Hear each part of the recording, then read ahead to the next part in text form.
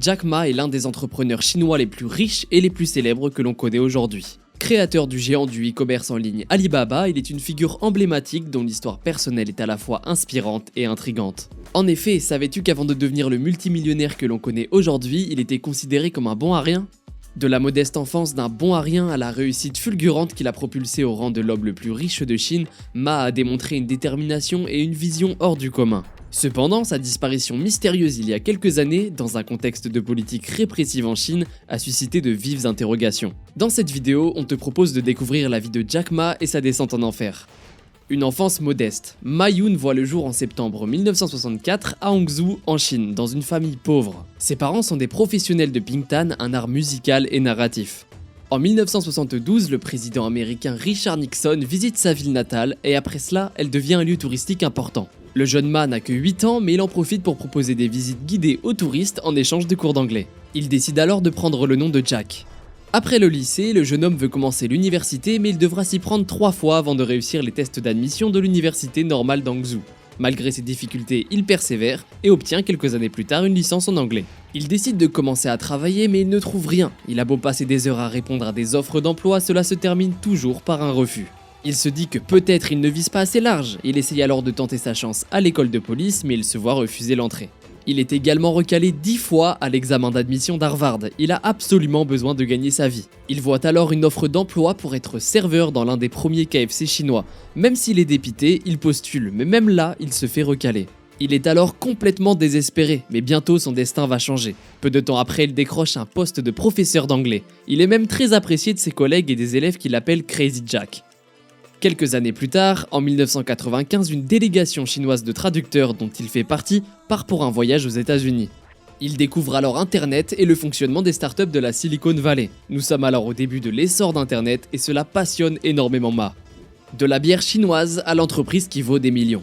Un jour, alors qu'il souhaite acheter de la bière en ligne, il en trouve des États-Unis, du Japon et d'Allemagne. Mais n'en trouvant pas de Chine, il se dit qu'il y a une énorme opportunité commerciale. Alors il n'hésite pas, plein d'ambition et sûr de lui, il crée sa première société qui est l'équivalent des pages jaunes mais en Chine.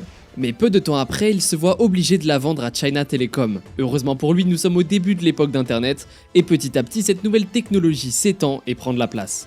Il va alors contribuer à la création d'un portail web pour le ministère du Commerce extérieur à Pékin.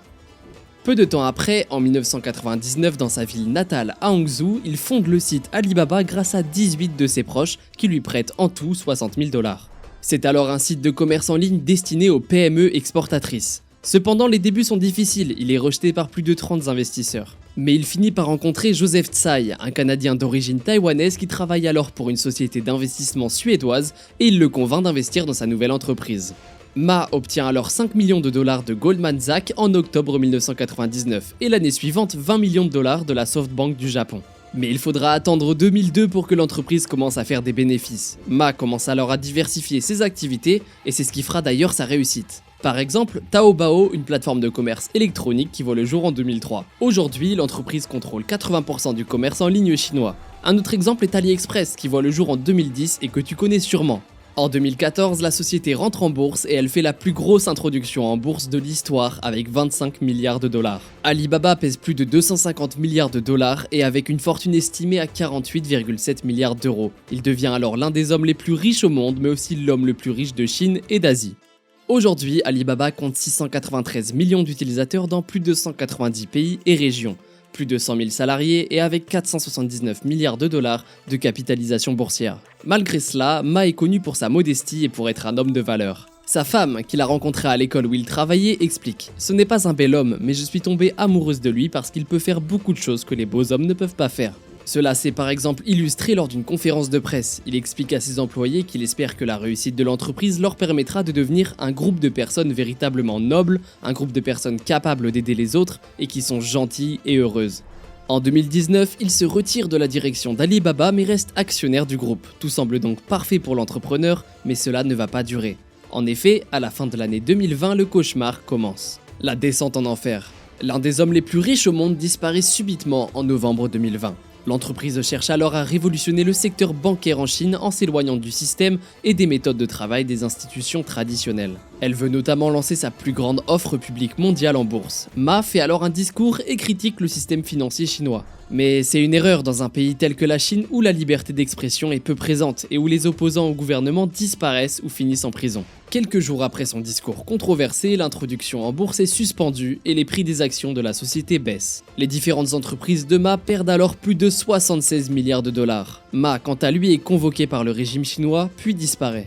Il se passe plus de 2 mois avant de le voir réapparaître en public en janvier 2021. On ne sait pas réellement ce qui s'est passé, mais des rumeurs courent sur le fait qu'il aurait été assigné à résidence ou placé en détention. Quand il réapparaît, il prononce un discours pour un événement caritatif où il parle des efforts du régime chinois pour éradiquer la pauvreté. Et le mois suivant, il est vu en train de jouer au golf sur Henan, en Chine. Au même moment, Xi Jinping et son gouvernement revoient leur politique de contrôle de l'activité des grands groupes de la technologie et une enquête est ouverte sur Alibaba.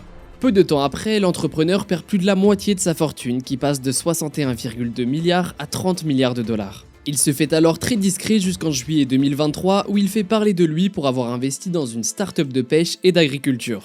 C'est juste après avoir fait plusieurs voyages internationaux pour en apprendre davantage sur la production alimentaire durable. Nommée 1.8 Meters Marine Technologico, elle voit le jour à Hangzhou dans la ville natale de Ma et dont le champ d'activité couvre les produits aquatiques, l'alimentation, la transformation ainsi que le développement de systèmes éoliens offshore. Les actionnaires principaux sont 1.8 Meters Technology Holding Limited, une société hongkongaise qui détient 80% de cette nouvelle entreprise, ainsi que Hangzhou Dajingtu numéro 22 Arts and Culture Co Limited, qui est l'une des entreprises créées par Ma et qui a une participation de 10%. Restant très discret sur sa vie privée, ce sont les dernières informations que le monde connaît. Que va-t-il se passer? Est-ce que Ma va retrouver sa gloire et sa fortune d'antan, ou va-t-il sombrer avec sa nouvelle société et ses différents investissements? Affaire à suivre. En tout cas, on peut dire que l'histoire de Jack Ma est une véritable saga d'ascension, d'audace et de succès dans le monde des affaires. Son parcours, marqué par une transformation extraordinaire d'un jeune considéré comme un bon à rien en un visionnaire et entrepreneur prospère, inspire des millions de personnes à travers le monde. Cependant, sa disparition et la perte financière colossale dont il a dû faire face soulèvent des inquiétudes. Cela montre aussi que l'on a beau être l'homme le plus riche du pays, tout peut s'effondrer en une fraction de seconde, ou pour Ma, en une seule phrase. Quoi qu'il en soit, il reste une figure emblématique de l'entrepreneuriat mondial, dont l'héritage continuera d'inspirer les générations futures à poursuivre leurs rêves et à utiliser leur plein potentiel.